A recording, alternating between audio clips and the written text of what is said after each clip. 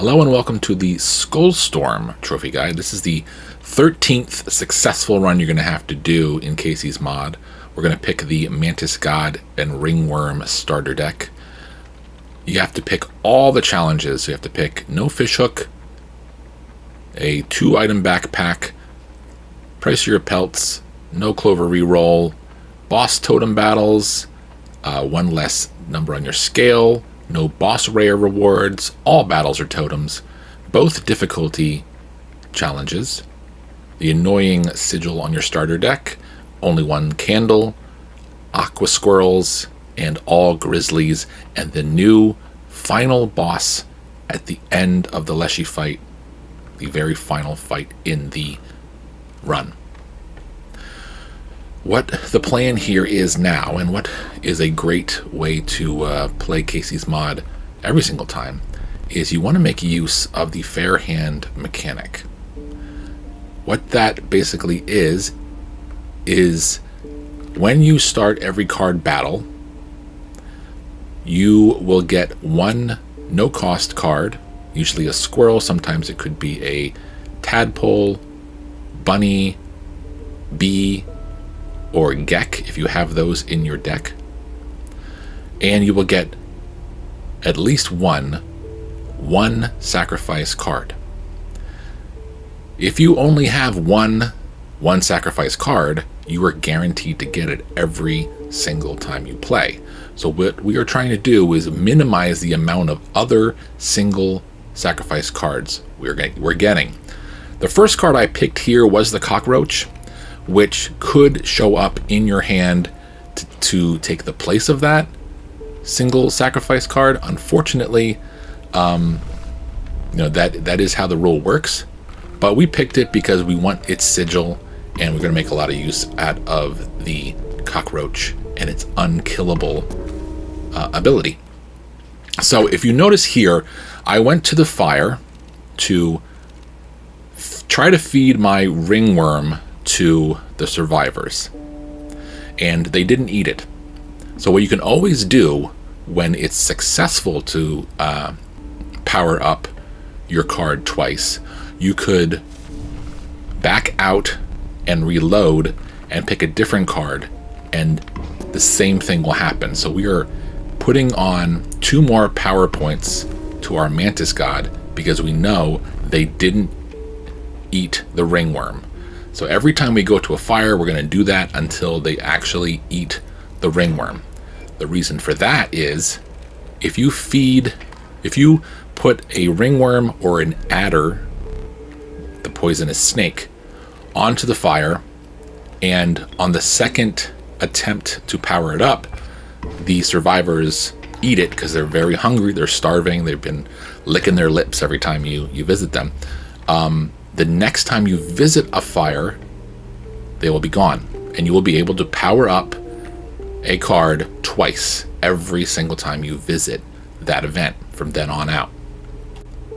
So we're still trying to take advantage of the fair hand mechanic here. I wanted to pick the Mantis, but I did not because I knew that was just going to screw everything up. Our Mantis God is already at a power of 3, which means if you put it on the board, it's going to hit with 9 points of power. So here's the next campfire event. We're going to try again to feed one of our 2 ringworms to the survivors. We go for a second one, and they take it. Then we are good. Now we've gotten rid of the ringworm. We only have 1 ringworm left and the Mantis God, and no other single sacrifice cards. The other way we're going to get rid of the ringworm is, thankfully, at this point, we have the ability, we have the challenge that puts the annoying sigil on our starter deck. So our ringworms have a sigil that we can sacrifice now. So when we do the sacrifice event, we can put the ringworm on there, put that annoying sigil on a different card. Of course, we still have that annoying sigil that we have to deal with, but that's perfectly fine. But that will get rid of the ringworm, and it will be out of our deck for good. So that's the basic tenet of how to get a very powerful starter deck to bring you through 90% of your battles. The Mantis God right now has a power of 3 and a health of 1, so it is not safe. We definitely want to bring up its health, and it wouldn't be bad to put maybe another sigil on it, even though it already has 2, the trifurcated and the annoying sigil. So I just picked the Wise Clock and the Magpie's Glass to put into my backpack, and those 2 items, or instead of the Magpie's Glass, the scissors would be probably the preferred choice. Those 2 items are definitely what we want to have, or at least one of them, once we get to our first boss fight. So we're going to work towards powering up the Mantis, not taking any more single sacrifice cards, okay? Getting rid of the ringworm. We haven't gotten rid of it yet. But what we need to do is get one of those items, either the Wise Clock or the scissors, or both if we can, before we reach the first boss battle, which again, in Kaycee's mod, it's randomized. It could be the Prospector, it could be the Angler, or it could be the Trapper and Trader. I will say that the Mantis God is not a very efficient card to use in the Trapper Trader fight because of the strange frogs, I think they're called, the metal frogs that turn into leaping traps. What you end up doing is you end up clearing out the traps and not getting any pelts, and then it's just a bit harder to clear that fight out for the first round. I don't remember exactly which boss fight we hit first, so I would like to tell you that it's that, but I don't really remember, unfortunately, but we will find out soon. So again, we have the Mantis God, we have the Ringworm, and we have the Cockroach. All 3 of those could show up in our hand at the beginning, and the Ringworm or the Cockroach could show up instead of the Mantis God. So we definitely want to make sure that we're doing the right thing here. We're going to the Flame. We are hoping for health buff for our Mantis God, because now, as Leshy mentions, we fed them something. What did they eat? They're all gone. A bunch of dead bodies lying around or something like that. So unfortunately we can't get rid of the other Ringworm this way, so we are going to just power up the Wolf twice, so that now we have one card that we can depend on, as long as we can get it in our deck, to inflict 5 points of damage. So these are the 2 factors we need going into the boss fight. So basically, and here I'm sacrificing the Ringworm, putting the Annoying Sigil on the Mud Turtle, which I'm not going to use very much at all during the length of this run. But here we go into the fight. So here's what we were doing going into the Angler fight here. We have the Wise Clock, we have the Magpie's Glass if we need it to pull out that Wolf card. So what we need to do is get ourselves situated so that when the first round of this 2-round fight is over, we are going to be able to use the Wise Clock to move the middle row of grizzly bears over by 1, and then put the wolf, or probably the wolf, yeah, to put the wolf on the leftmost slot on our row, so that in round 2 we have an open slot and we can inflict 5 points of damage instantly and end the second round very quickly without any problems. This is the All Grizzly challenge. This was the 50-point challenge that we unlocked. I believe it was level 11, I think we unlocked it, maybe level 10. And you can certainly play around with it in Kaycee's mod. I don't expect a lot of people, if they're playing through this game for the first time and they played through Act 1 and, you know, didn't have any spoilers about it or have any knowledge about how the game worked.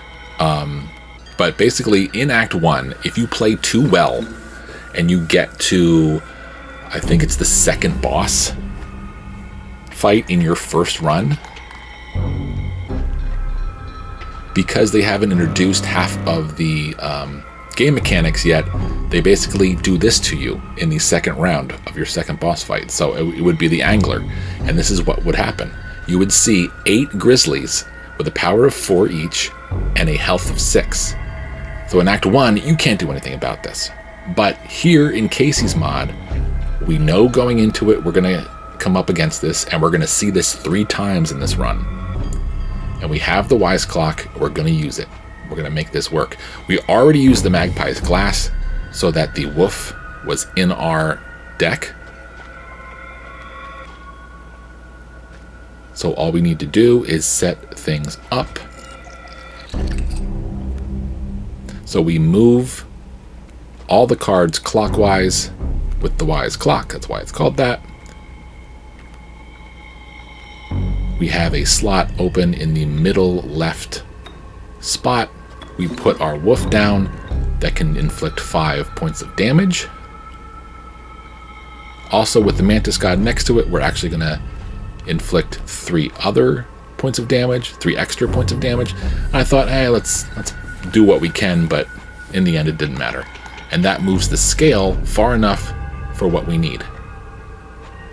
Because it's round 2 in Kaycee's mod, even though we have the tipped scale challenge selected, for round 2 they don't do that to you. It's just when you start every fight you are 1 behind on the scale.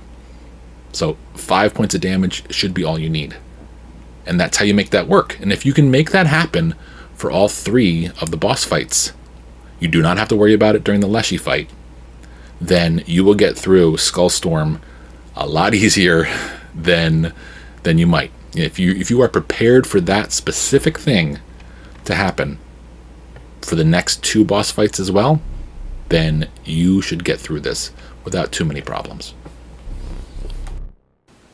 So that really is the most important bit of information for Skullstorm, for using all of the challenges. The 2 more difficult challenges, I definitely noticed a difficulty spike when I used those challenges. The first time I got them, it seemed like I was being put into situations that were unwinnable at times. You know, they don't themselves bring on the All Grizzlies challenge, but there's definitely situations where it just feels like the chips are so stacked against you that you really can't get through it sometimes. But I don't run into that issue in Skullstorm at all. I mean, and again, the reason being is we are using the Mantis God, and we're inflicting 9 points of damage at the onset of every card battle. So basically, we don't even get to see what cards are coming down at us. So I would imagine without the Mantis God at a high level as it is, without that extra bit of power, we probably would notice the more difficult challenges and how they would change Kaycee's mod for us. So we just did the backpack event there instead of doing a couple other choices, and you know, it's definitely important to go to the backpack events to make sure that you have either the Wise Clock or the Scissors or both. And remember, with all the challenges selected, you can only fit 2 items in your backpack, so it's important to do that. The other thing we could have done is go to the item on the bottom right there, which is Goobert paints one of your cards, and sometimes he will copy your card exactly. Sometimes he'll give you 1 more or less of power or of health. Or sometimes, I think even once, he gave me an extra sigil on one of the cards once that really helped me out. This is the event where you can basically offer up a card to the Bone Lord and it will be gone for good, and you will get an extra bone to start every card battle with. So if we wouldn't have been able to sacrifice the ringworm for its sigil and put it on the mud turtle, which we just got rid of, then this would be the event where we would use it. But of course, it only appears later in the maps. I think mostly it only appears in later maps. But yeah, you know, that's the only other way to get rid of it, is that you either sacrifice the ringworm or you have the survivors eat it, or you use this event here to do that. I went back and reviewed this recording so far, which, you know, is something that I should definitely do more often, especially for these longer ones. Mentioning the ringworm being sacrificed to the survivors, or being eaten by the survivors, and the other ways you can get rid of it. I did want to mention one thing, that, you know, for that first campfire event that I showed, I backed out of it after I knew it was successful. Something to keep in mind: if the survivors do actually eat an item, once you back out, you can't reload it. It's over. So if they eat it for good. You can't fix that. Basically, that's like as soon as it happens, it's saved, and that's it. But if they don't eat it, then you can reload and do the event again to pick the card that you actually want to power up. So keep that in mind. Once you get to this point here and you have the cards you need, you may want to make sure that you actually lose these card events, because the more often you're put in situations where you have to pick a card that has a single sacrifice. You know, what I should have done was failed this, and now I have to pick either the beehive, the corpse maggot, or the kingfisher, which stinks. And so I'm kind of, you know, forced to go with a corpse maggot. Corpse maggots are absolutely great, don't get me wrong. They're wonderful to have in your hand, and they they usually don't show up in the start of your hand. They usually come in later, so that they can kind of help save the day later on when you have a death in the family. But yeah, now it's time to sacrifice, and I think we go for the cockroach or to go for the mealworm. I think we go for the cockroach to put it on the mantis, or we go for the mealworm. What's interesting is if you sacrifice something and put that sigil on a card, you can't use the card that gained that sigil, and you can't sacrifice it and put it on another card. So once a sigil is moved from one card to another, it can't move again. So if I were to put this apple, which is what I end up doing, on the cockroach, that's great. So every time we use the cockroach and we sacrifice it, the card we sacrifice will gain an extra health point. But the idea was to put those two sigils together on a third card, but it won't let you do that. Once you move a sigil to a card, you can't move it a second time. And once you have a card that has 3 sigils on it, you can't put a 4th one on, I think. Or maybe it does go up to 4. I can't remember.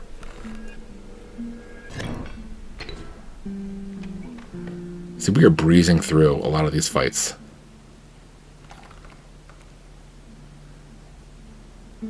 Now, Trapper and Trader events are okay, because you will more than likely be able to pick enough cards that are 2 or 3 sacrifices, so you won't be kind of misusing the fair hand mechanic.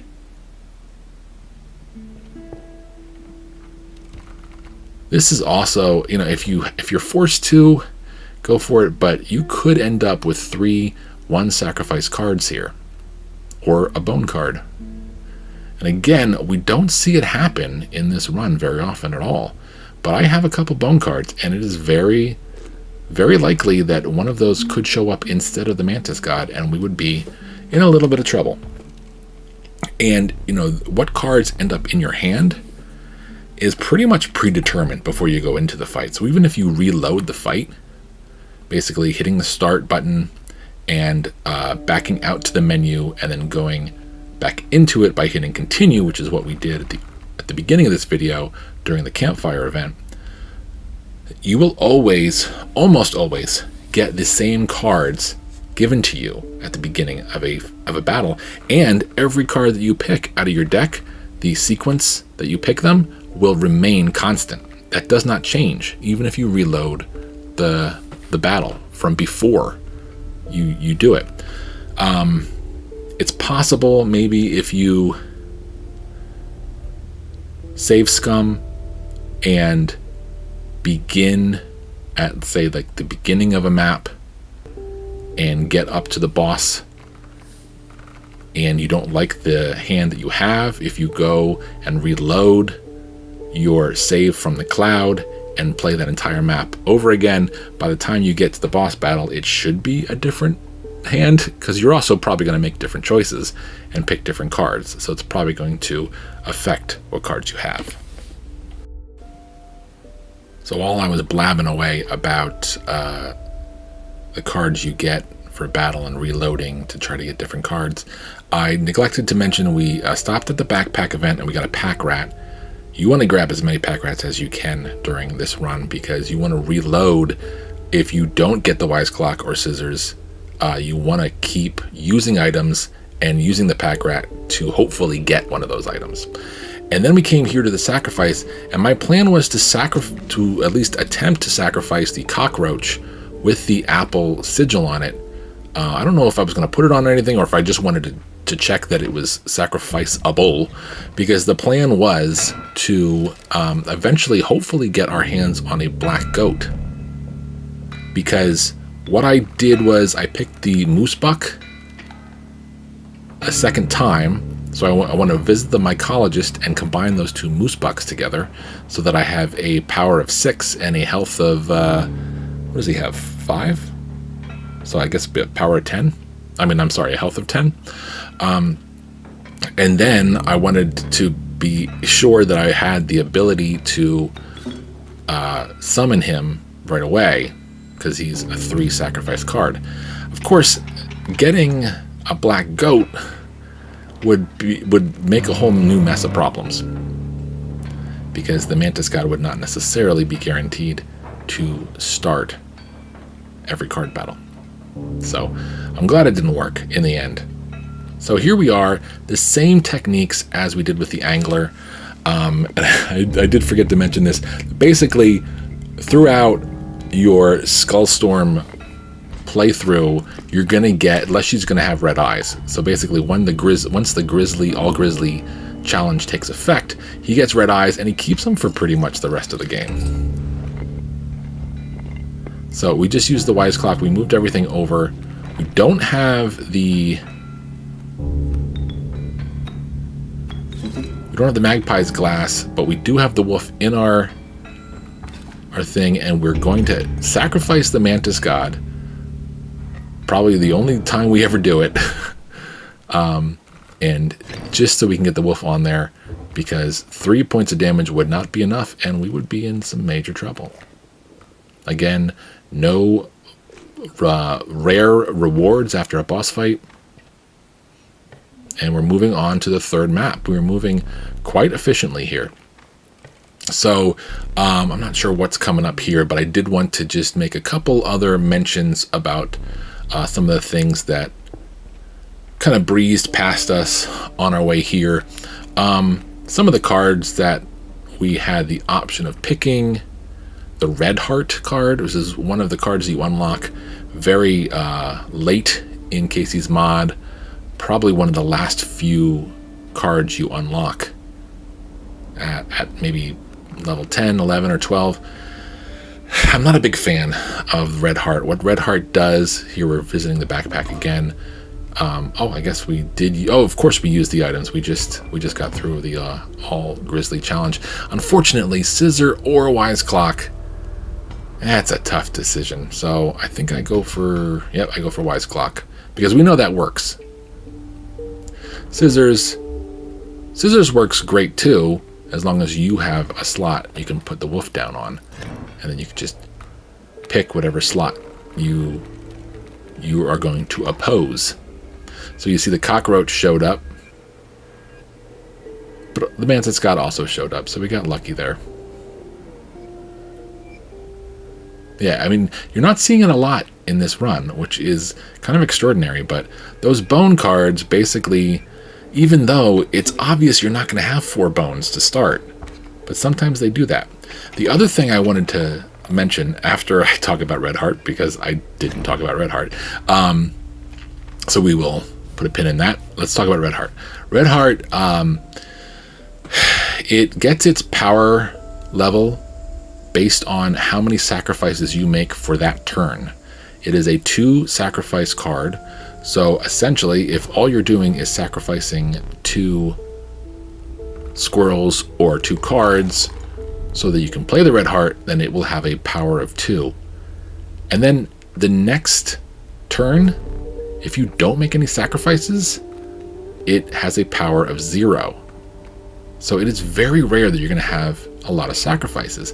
What I was trying to do with the cockroach, giving it the apple and the unkillable sigil that it already has, was to hopefully develop a way of having an infinite sacrifice so that you could loop 2 cards, the Ouroboros or something else that has the unkillable sigil on it, and maybe a black goat or the cockroach or whatever, where you could sacrifice over and over again so that you could get that power up high enough so that the Red Heart would actually have a high power.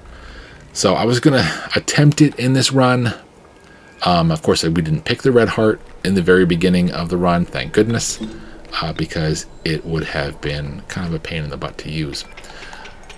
The other thing I wanted to mention is talking about the fair hand mechanic and talking about, bones, like, as a currency, and single sacrifice cards and no sacrifice cards being basically what you get in your starter deck, or in your hand at the beginning of a card battle. There's one card that you can pick accidentally, and that card can mess up a run so badly that you might not be able to come out of it successful. The card is called the Ijarak, and it's also known as the Imposter card. You unlock it early in the Kaycee's mod. I think it's level 2 or it's level 3. One of the cards you unlock is called Mole Man ? And that is the Ijarak. Basically, it looks like the Mole Man, and when you select it, when you pick it, and it may not show up as the Mole Man, that's the problem. It may not show up as Mole Man ? either. Here we are at another fire event, campfire event. So we're going to power up some things. Do I power up the moose buck, or do I just hold on to that until... Not sure what I do. But the problem I've run into with the Ijarak is if you pick the card, and maybe you don't even realize it, the way you can figure out that you're picking the Ijarak when you have 3 cards in front of you or a bunch of cards you can choose from, whether you're buying them from the trader or you're getting them at one of those 3-card events, the Ijarak will disguise itself as some other card. It might be a card you already have, it might be a card you don't have and really want, but it will also bear, some part of it will be red, usually eyes, but if the animal in question doesn't have eyes or the eyes aren't seen, maybe some other part of it will be red. You have to look out for that, because in a run like this, when you're depending on the Mantis God being in your starter deck, the Idjarok totally messes with the fair hand mechanic. And what you might find is if you do pick the Idjarok and you have it in your deck, it will impersonate whatever card it feels like impersonating, but it will not follow the fair hand mechanic. And I think it was like the third boss fight right before going into Leshy, I had a hand given to me of all 2 and 3 sacrifice cards, and I couldn't do anything with it, and I basically had to forfeit my first turn, pick up a second squirrel card, and play the one card that was a double sacrifice, and I think it was like a wild bull. I don't remember if that card was the Idjarok or if it was one of the 3 sacrifice cards. Eventually I determined what it was, and see, there's the red heart again. They're actually, with the double attack, the red heart might be worth it, because they would be hitting with 4. That's pretty good. I do love the bell tentacles. Those are usually often quite useful. If you put it right next to the bell, it'll hit with a power of 4. Here's the mycologist, and we're going to combine the moose bucks. I believe that is the plan. Or do I do the cockroaches? Or the pack rats. Pack rats are always great. I said this in other videos. If you don't get a chance to get the Gruesome Encore trophy during... I do pick the cockroaches. If you don't get the Gruesome Encore trophy during Act 1 in your run of the game, you can come to Kaycee's mod, and you will have plenty of opportunities to visit the mycologists. If you are finding that you're not getting 2 cards that are the same, or 3 cards, I should say, that are the same, the best way to get that trophy is to keep your backpack full. I wouldn't suggest doing it during a school storm, of course, but keep your backpack full and keep visiting the backpack events, and you will get 3 or more pack rats throughout your run, and you'll be able to combine them twice for that trophy. We just visited Goobert. We have a second exact copy of the Mantis God, and we're heading off to our final boss fight of 3 bosses with the all Grizzly challenge. I went back and I watched what I just did commentary for, and I realized the reason I probably chose the cockroach to combine is because I was forced to pick a 3rd cockroach in that trader event. So because everything else was 1 sacrifice, and we've been getting pretty lucky with these bone cards not showing up instead of the Mantis God.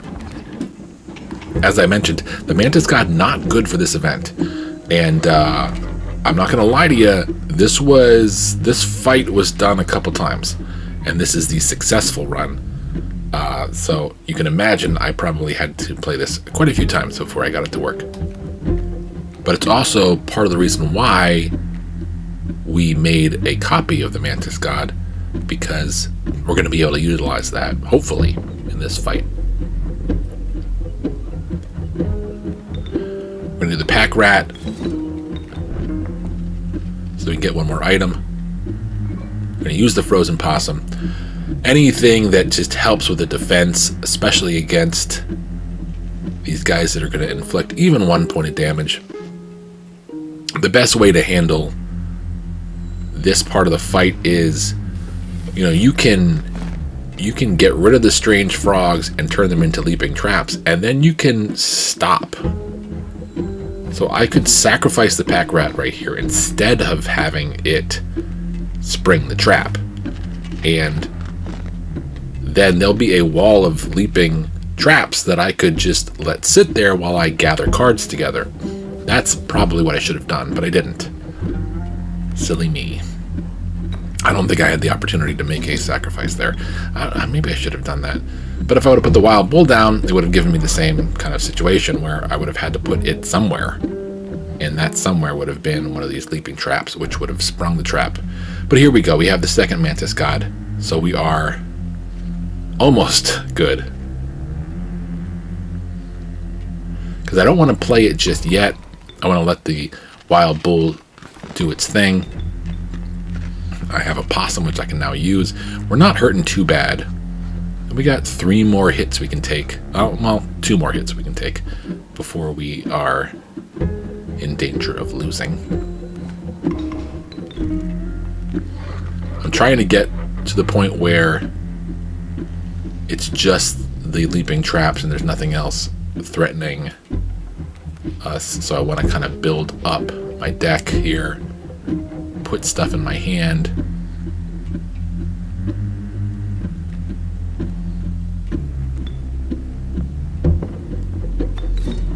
No, actually, I know that I'm going to hit with 5 points of damage.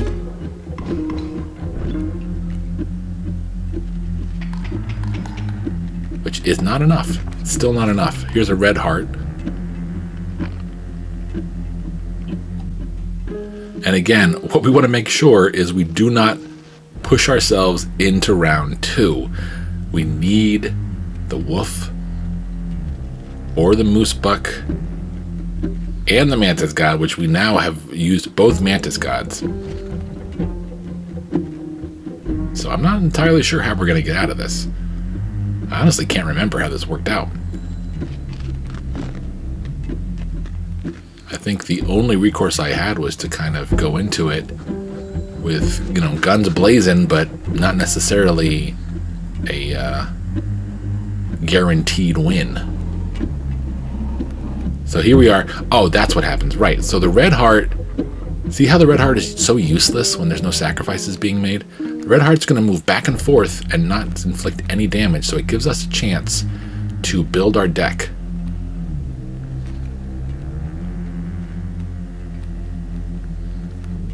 I'm going to use the pack rat so that I can make sure I have another item at my disposal. Because I sacrificed 2 cards, the red heart's going to inflict 2 bits of damage, so we gotta hit it back and get rid of it. So that's perfect. It's exactly what we want until something else shows up.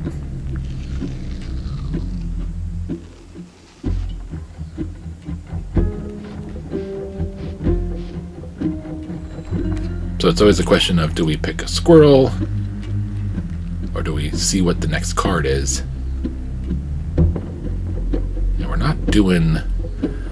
We're not set up perfectly here yet.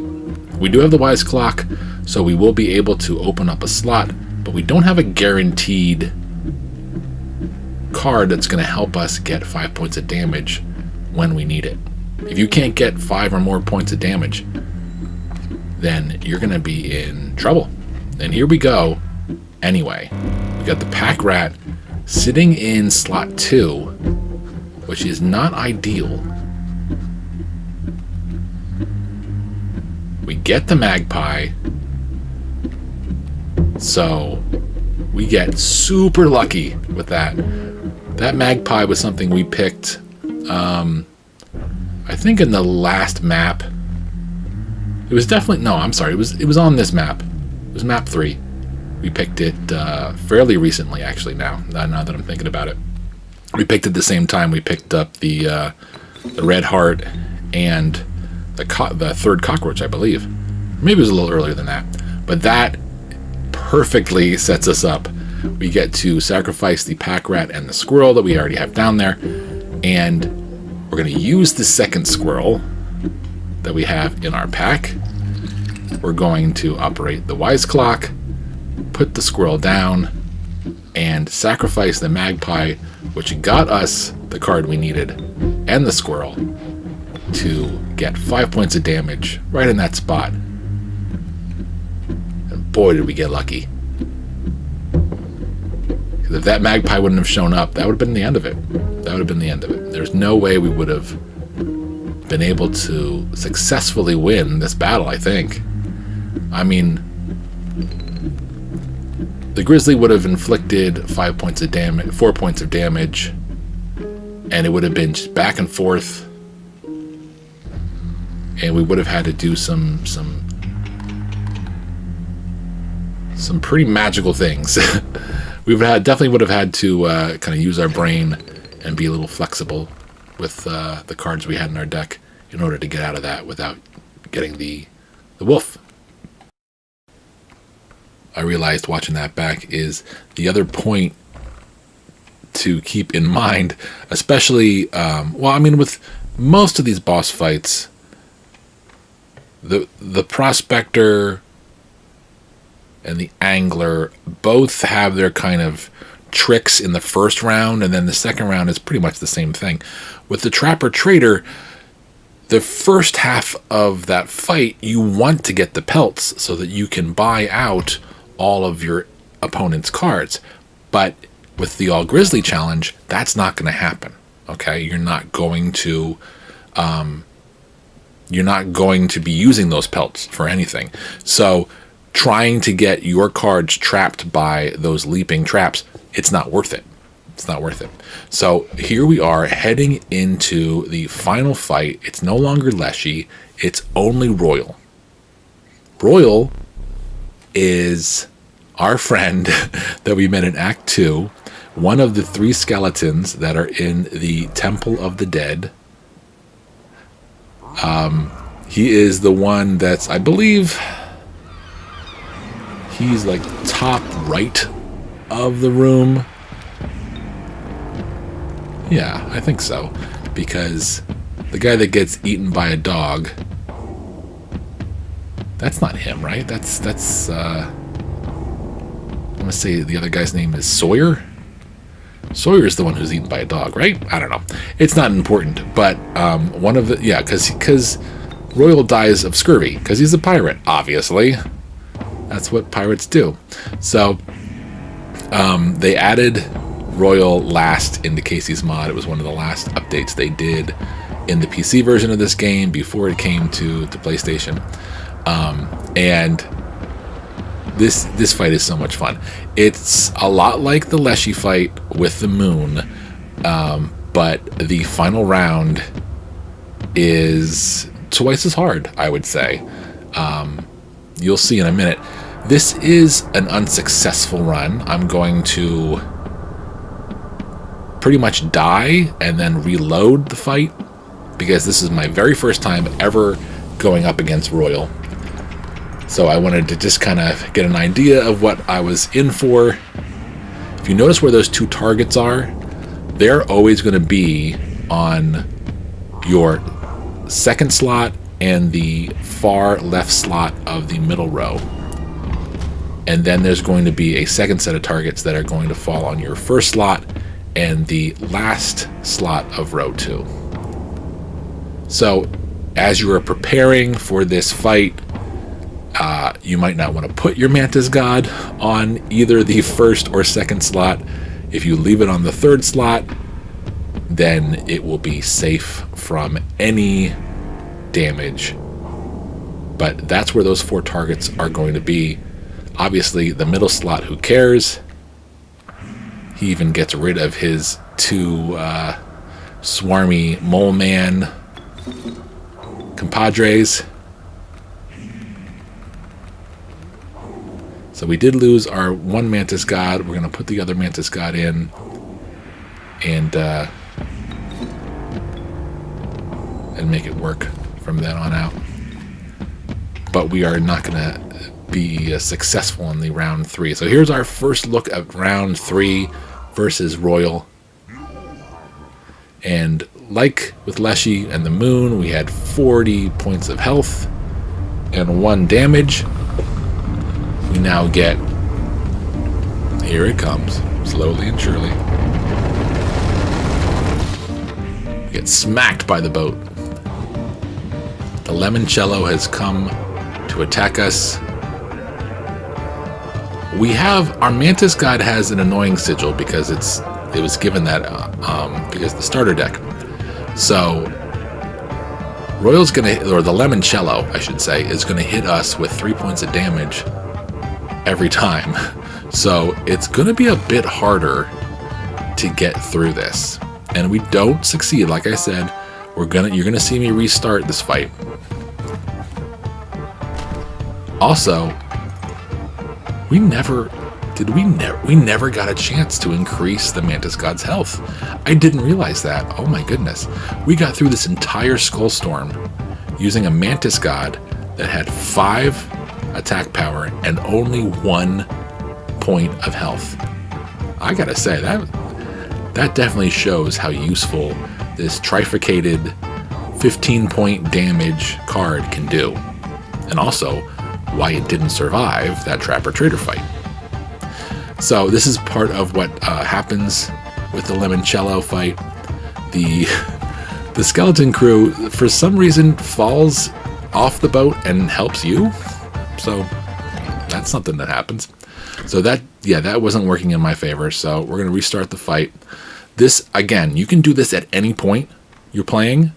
If a fight's not going your way, especially if you only have 1 candle, go ahead and restart it. You know, hit the option button, go back to the menu, select continue, and you'll be able to start the fight again. Honestly, there's nothing wrong with that.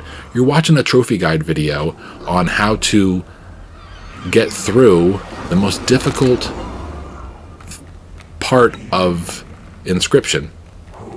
So if you're watching this trophy guide video, my guess is you're not looking for the most difficult way, and you're not challenging yourself to feel like you're a gaming god.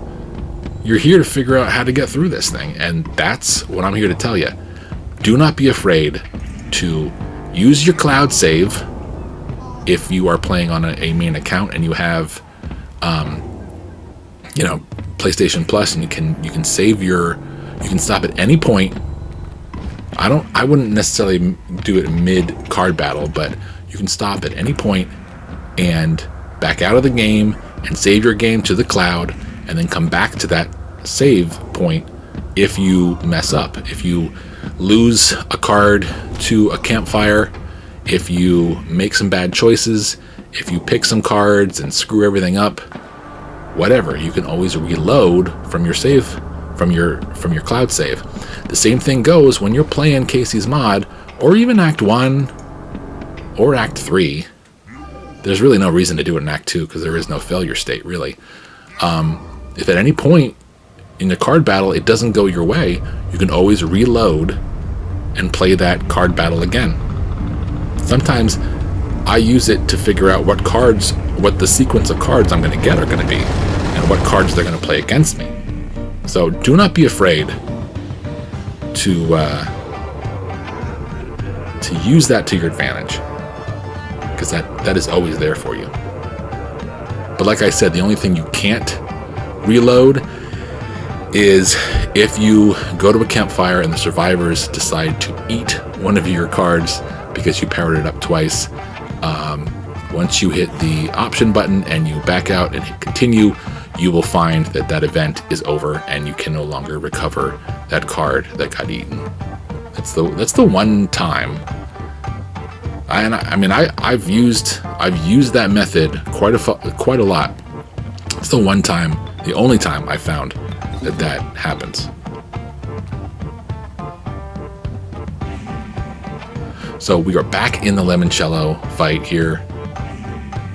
We're using our Mantis God, and we have a Wild Bull, and we're about to start things off. I believe eventually we get rid of the Mantis God, because I think the annoying sigil is really kind of doing more damage to us than we need. But I mean, 15 points of damage is superb.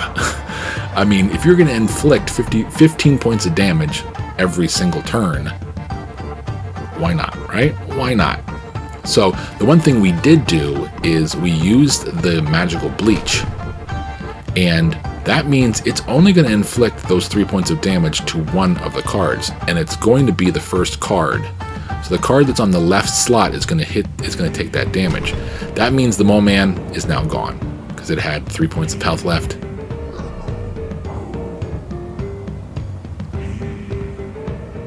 Because the Moon and the Limoncello both had a sigil that used the same amount of hits for all 4 of the slots. But we beat them. On our second run, it was definitely only our second run, and it was. Actually, it was. We completed the royal fight.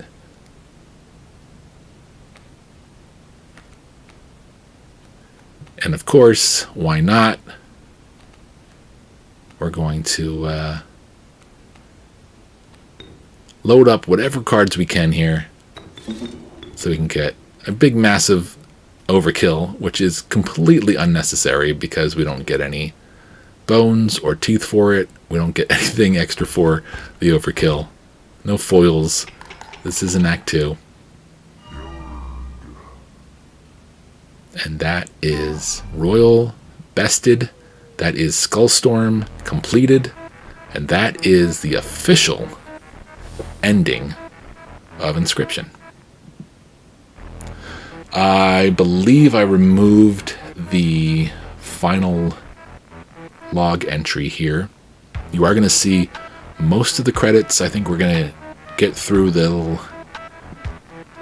Magnificus, his little buddy that dances, and in Act 3 loves to be stimulated. One of the few enjoyable, funny little characters that we get to see throughout the game. But once the dancing is done, we're going to speed up the credits, and you will see the Skullstorm trophy and the platinum. I don't think there's anything else that you're going to see here. But so that was that. I mean, again, that's going to be the most difficult thing you're going to have to do in this game. But by the point you've played Kaycee's mod 13 times, by the point you've gotten used to these cards, especially the Mantis God starter deck, if you follow the fair hand mechanic and you get rid of the ringworms and you don't take any other single sacrifice cards, you are going to really breeze through this, you know. And if you follow what I said about the All Grizzlies challenge for all 3 of the boss fights,